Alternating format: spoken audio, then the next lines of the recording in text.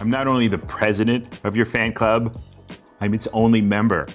No, I can't tell you how happy I am to have this time with you. You're always so busy cooking for others. Now, I know you want to know about dinner, and I can tell you this. It's going to be healthy, full of flavor, and easy. Now, I listen to you all the time, so I know it doesn't have to be complicated, cost a lot of money, or take all day to cook. You know, it's not always about the ingredients we use, but about the special company we share it with. So on that note, let's get cooking.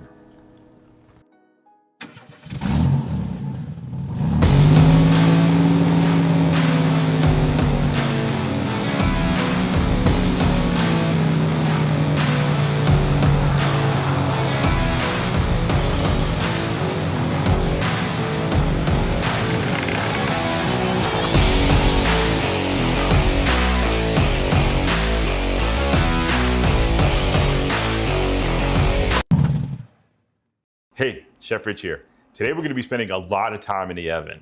We're gonna be making something that seems complicated, but I promise you is gonna be super easy. It's gonna be a chicken en croute with some roasted root vegetables and then like a sauté of broccoli and cherry tomatoes. I promise you're gonna love it. Let's take a look at the ingredients.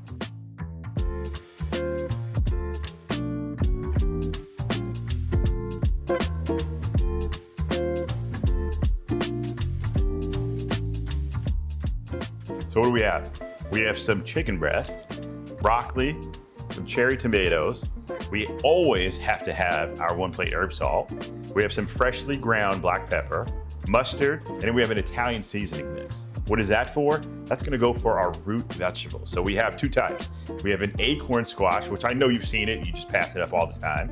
And then we have some sweet potatoes that we're also gonna use. And then we have something that may be a little bit different that you might not be used to. It's puff pastry. We're gonna show you how to use that, and I promise you, it's gonna be the easiest thing you've ever made. So the first thing we're gonna start with is the chicken breast. Now you can see these are pretty thick, and you'll get this a lot when you go to buy chicken breast. What we wanna do is just butterfly this open. Now it helps us in two ways. One, if I were to try to cook this whole chicken breast in one shot, what'll happen is the outside will cook and the inside will still be a little bit underdone. And by the time the inside is done, what happens is the outside starts to dry up. All right, so to prevent that, and so we have a more of even cooking, we're just gonna butterfly this open. Now again, how do we do that? We're just gonna take it, put our hand right on top of the chicken breast, be careful with your fingers, and then just easily and gently slice through. All right, so again, once you make your first cut, open it up, and then you can see where you're cutting, and then just nice and easy, cut through. Now, two just turned into one. Same thing on the other chicken. We'll just take it, slice through, gently, take your time with it. Don't try to rush, because that's how you cut yourself. And again, we'll just open this up. Now we have two turned into four. We're making magic over here because now I'm making more chicken. So now what we have to do is just season these up. So first thing that goes in is I'm gonna get a little bit of salt on here. Now, we have to be careful. Because it's much thinner, I don't wanna put a lot of seasoning on there. Now I would put more seasoning if it was a thicker piece than if it was a thinner piece. All right, so if I try to season it the same way, what'll happen is it's gonna be way too salty. So we got a little bit of seasoning in there. So now I'm gonna add some freshly ground black pepper. And again, how much? That's up to you. Obviously, I like mine a little spicy, so I don't mind adding just a little bit more than normal. So we got that. Now we eat both sides, so you wanna make sure you season both sides. So flip them over, and we do the same thing on the other side. Pepper first. You can be pretty liberal with the pepper, that's up to you. Again, if you don't like it spicy, omit it. Use whatever you want, it's totally up to you. And again, I'm gonna add it with a little bit of some herb salt. Just on there, just to make sure it's all seasoned well. From here, I'm gonna add a little bit of mustard. Now the reason I'm adding mustard is because I want my puff pastry to stick to the chicken breast. If I didn't have it on there, what'll happen is as it cooks, it'll kind of lift up, and I don't want that to happen. I kind of want them to kind of stay together, so when they cook evenly. Now that's gonna help me with my chicken also, because what's gonna happen is it's gonna give me a layer where it protects the actual skin of the chicken and it doesn't dry out. So we'll get some mustard. Get my little brush. What kind of mustard do you want to use? It's totally up to you. Whatever your favorite mustard is. If you want to use like a ground mustard, use a ground mustard. If you want to use a whole grain, you can use a whole grain. If you want to use a honey mustard, I mean, you can use a honey mustard, that's all right. But remember, the honey mustard has more sugar in there, so we want to be careful with that. We don't want to add sugar when we don't need to.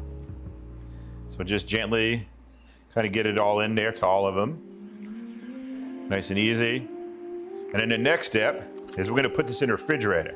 Remember, when we're working with any kind of raw protein, we want to make sure it stays cold. All right, so while I'm working on my puff pastry, I'm just gonna get this in the fridge. But before I do anything else, I gotta wash these hands.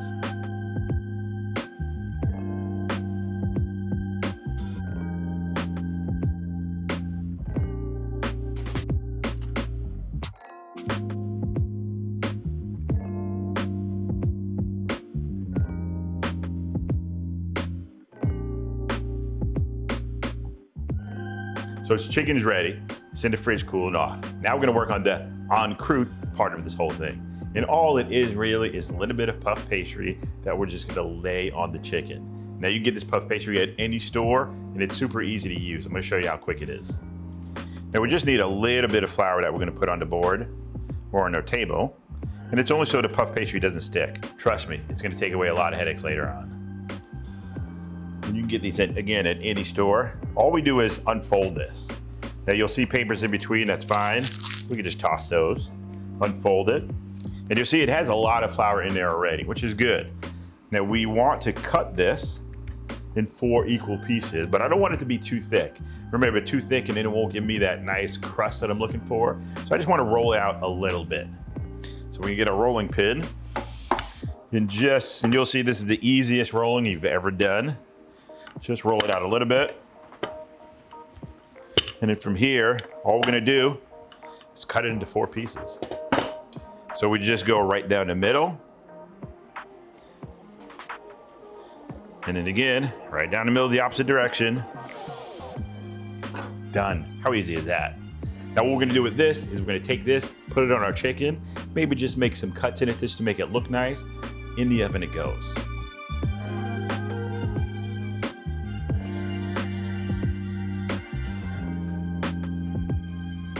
Now we just gotta put it together.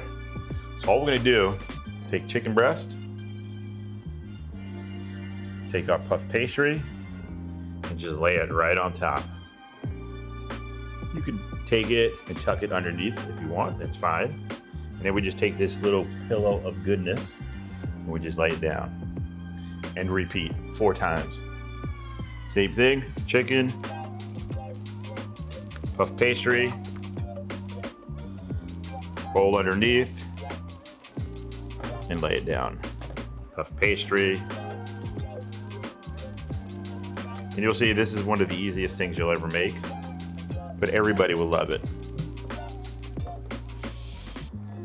And all this is already pre-made for you. So it's not like you have to make your own puff pastry. And we just put this down. We want to space them a little bit. Now this part right here, if you wanted to get fancy, you could take your knife and just make like little hash marks in it. You don't want to cut through. Now you'll see I'm not using the blade part. I'm just using the edge, just the tip of it. And I'm just going to make little X's in it. And we'll just cut down this way. Again, do the same thing, like you're playing checkers or tic-tac-toe.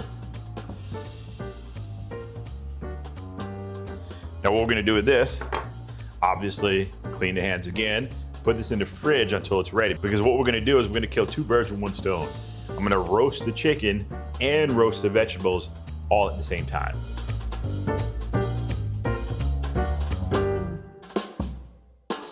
So chicken's in the fridge, just chilling now. Now I'll start working on this veg. So we have our sweet potatoes, and then we have our acorn squash. Now the reason we can cook these all at the same time is because they're both around the same density. And when you start roasting, this is one of these important things, the important idea that you have to realize. if we're gonna cook stuff together, we wanna make sure they all have around the same density. I can't put something really soft like a zucchini in with a sweet potato because they won't cook at the same time. One will be disgusting and mushy, while the other one is just perfect. All right, so let's get these going. All we're gonna do here is just peel these. Now I like working with sweet potato. One, obviously, the nutritional value of it is really important, but I also like it because it brings a little sweet characteristic to the dish that sometimes maybe not be there. So it's a good balance of flavor. We have a lot of savory, we have a lot of spiciness going on in a dish. So I just want to make sure we have a little bit of balance. So we'll peel these up. Now I know our next friend that we have here, the acorn squash, I know you've seen it a million times before in the store, but I know sometimes it could be a little scary. So we want to make sure that we kind of demystify these fruits and vegetables, because again, they have a huge amount of antioxidant power in there. Like our acorn squash has a ton of antioxidant power. All right, it's good for the blood, good for the heart. So we want to make sure we eat all these vegetables, and it tastes delicious. So we're almost done peeling. Now we still have, I don't know if you can see, we have like a little hole in our sweet potato. Now we always want to know, how do we get this stuff out? And we always have, everybody sees these little peelers that have that little notch in there. What is it for? I'm going to show you. All you do is take your peeler and you can kind of dig in there and pull that piece right out. All right, instead of, you'll see people that'll just peel until it goes away, and that's a waste of product. All right, I just want to dig in there, get it out, and now I'm ready to move on. So we just peel this, and then I'm going to cut this. Now size. What size dice do we want? That's a good question. We don't want it too small. If it's too small, what's gonna happen? If you said it's gonna overcook before the chicken is done, you're right. So we wanna make sure that we have it not too big, because we want it to cook around the same time, but not too small where one will overcook before the one is even done. And then we'll start working on our acorn squash. Now, I want to prep this up first before I start doing anything to it. The reason why, because you see how it's round? It's a good possibility if I try to start cutting this now, I could slip and I can hurt myself. All right, so the first thing I want to do is just cut a little slice off the top. Be very gentle, and now we have a flat surface to work with. So now whichever way I want to do, if I want to use my knife and peel it, I can peel it that way and still be safe. Or if I want to use a peeler and peel it, I can do it that way also and still be safe. Now working with a peeler is awesome. But with an acorn squash, what you'll see is you'll have these little kind of ridges, these peaks and valleys, where the peeler won't be able to get in. So it just makes it a little bit more challenging to peel it. Not impossible, just a little more challenging. So we'll start peeling this up. I'm gonna use my peeler just to get a big batch of the skin off, and then I'll go in with my knife and just kind of finish it up. So we peel this, and you'll see the color's about the same. So we want to make sure we keep it on the board at all times when you go to peel, because you don't want it to slip out. You'll see now it's starting to get a little bit wet now, and I don't want it to slip out of my hands. So I'll just easily go around. You can go around on the side also, and kind of just peel this. Just be careful with your fingers that you don't peel a finger off.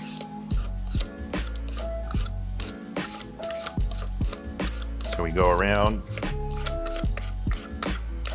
Now you'll get to a part where you can't peel it anymore. All you're gonna do is kind of hold it in your hand a little bit now and just gently go around and just peel that off.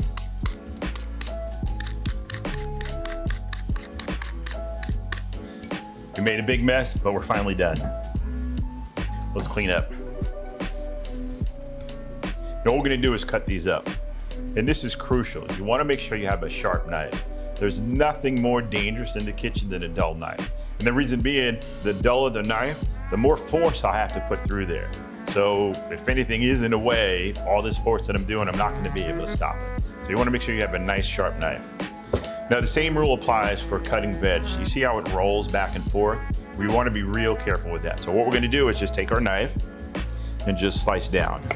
And I just cut a little bit off. Now what happens is I have a flat surface to work off of. Now I'm sure it won't move and finger's gonna be safe. So now I'm just gonna take my knife. So So we want 1 cut. Again, 2 cuts, and that's pretty much it. We'll take these now and just cut these down.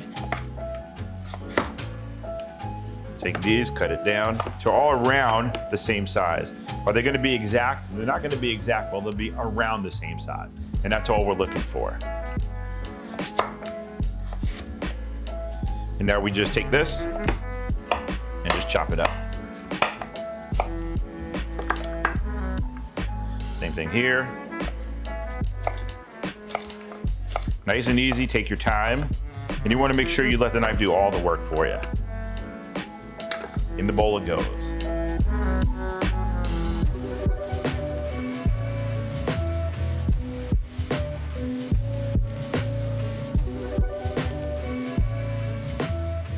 Repeat.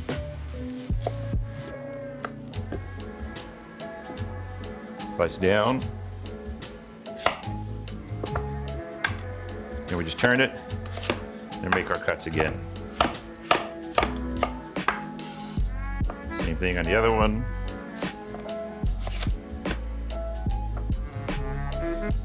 Put it all together just so it makes it easier for you to cut. And again, we let the knife do all the work for you. Potatoes, done.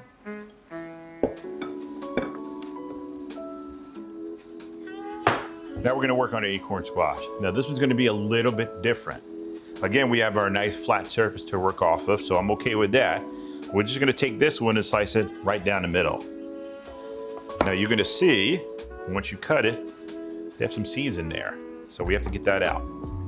So you just use a spoon and just dig that right out. Just go around. And we'll get rid of all that. So we have a nice clean surface to work from. Same thing on the other side, just take your spoon and you just dig in there and just make it like a circular motion and you'll be able to dig it right out. You could take these seeds if you wanted to, take them out and roast them, season them with a little salt, pepper, and they're delicious for a snack. So now from here, what are we gonna do? Again, we have a flat surface to work off of. All I'm gonna do is slice it down, just like I did the other one. Around, again, around the same size. And this, because we have this kind of round surface right here, all we're gonna do is just take this and just slice it like that. Again, around what size? Around the same size as a sweet potato. Same thing on this one. We're just gonna take this one, I'm gonna cut it like this, and just do the same thing. Again, letting the knife do all the work for you. Now the flavor of it. It has like a kind of a sweet flavor. Texture is gonna be around the same as a sweet potato. And you can see as we're cutting it, it has a really kind of tough outside, which is good. So if you wanted to pair this with carrots, you could definitely pair it with carrots. If you wanted to pair this with acorn or a butternut squash, you could definitely pair it with butternut squash as well. This goes in the bowl, and then we're gonna start seasoning everything.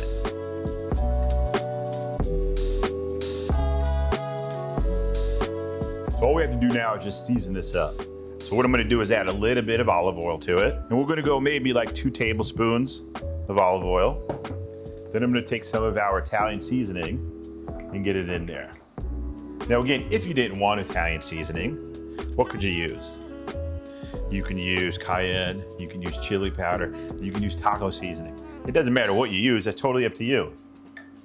Just use something that you like, that tastes amazing. All right, so I got some seasoning in there. I'm gonna add a little bit of freshly ground black pepper because they work well together. Then we're just gonna toss this up. Toss it together, make sure everything is coated. And what we're looking for is that everything has that seasoning mix on there. All right, if it has the seasoning mix, then you know when it goes in the oven and it comes out, it's gonna taste good. All right, so what we have to do here is marry this with our chicken in the same pan. In the oven it goes.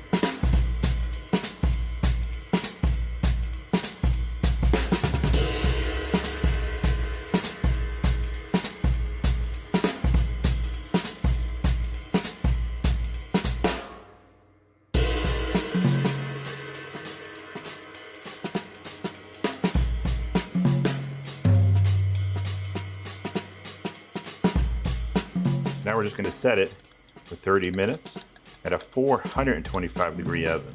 Now the reason it has to be so hot is, remember, we have that puff pastry, and that puff pastry loves that hot oven to get that nice color. So while that's roasting in the oven, we gotta take care of the other vegetable component. Now we have two of my favorite vegetables. Little cherry tomatoes that are deliciously sweet, and then we have some broccoli, which again, I love.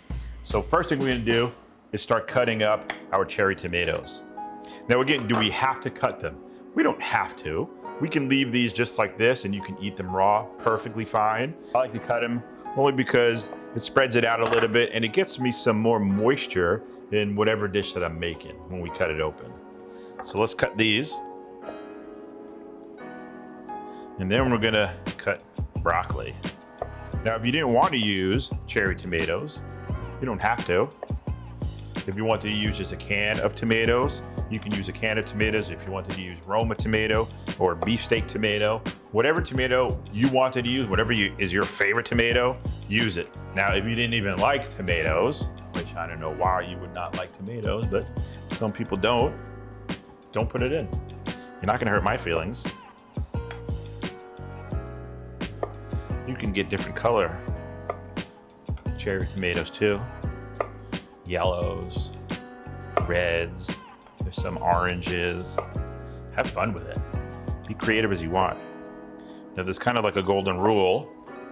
The more color you have on the dish, the more nutritional value you're putting in. All right, and we want a lot of color. There's a lot of medicine here in these vegetables and we want to get as much out of it as we possibly can. So tomatoes cut, let's work on this broccoli. Now I got some fresh broccoli here. Could you use frozen if you wanted to? Totally use frozen. It's gonna cut down on the cooking time. All you're gonna do is blanch it in there maybe for like 30 seconds till it heats up and then toss it with your tomatoes. Now when people normally cut this, what they'll do is they'll try to go around and just cut the florets off.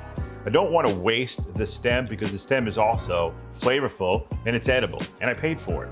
So what I like to do is I'll just cut through the stem and I'll go about halfway through, and what I'll do is kind of twist and turn, and then I'm just gonna peel it apart. All right, what it does for me, and I know what it's gonna do for you, it's gonna allow you to get as much of the floret as you can.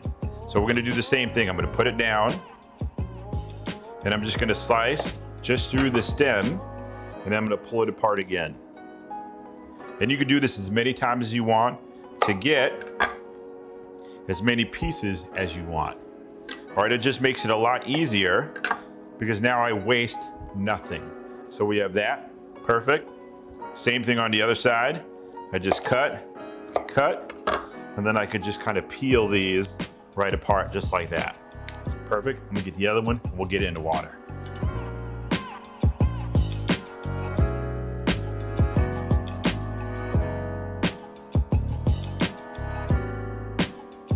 So cooking fresh broccoli, how long does it take? It only takes about 3 minutes. But in order to get it to that 3-minute mark, we gotta make sure that we have enough boiling water. All right, so what we have here is a pot of some boiling water. Now the same theory applies to boiling vegetables as it does to cooking pasta. We wanna make sure our water is seasoned. If it's not seasoned, what'll happen is, will my vegetables cook? Of course they will. Will they taste good? Not as good as they should. So to this, all I'm gonna do is add about a tablespoon of salt. That's all we need, is about a tablespoon of salt. Now I'm gonna take my broccoli, put it in the water, set a timer, 3 minutes, I promise you it's gonna be perfect.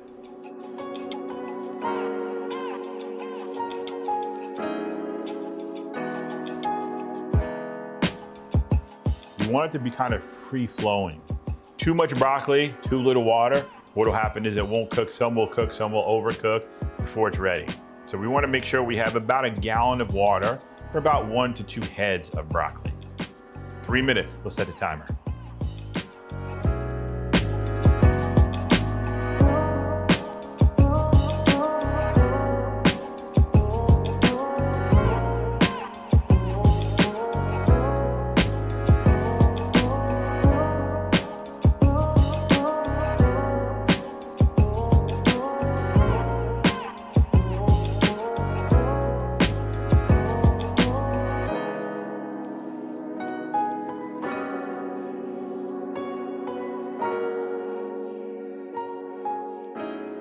So the broccoli and tomato is done. The timer just went off. Let's take a look at this chicken.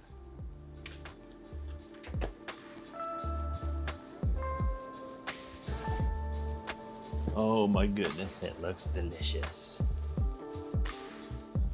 If this doesn't scream fancy, I don't know what does.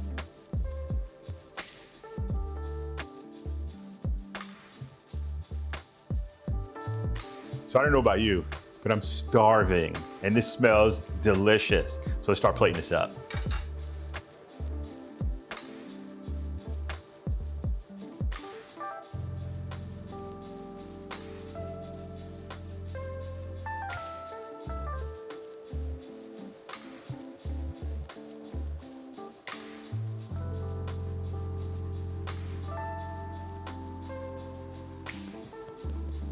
I don't know, can you hear that? Crunchy. We'll just put that right on top. And we'll just put this one right on top.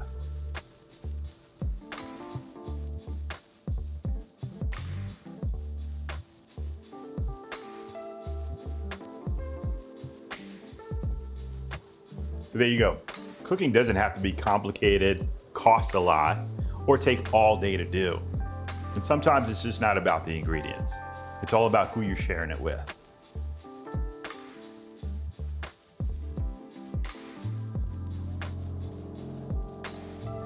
On that note, God bless and I'll see you next week.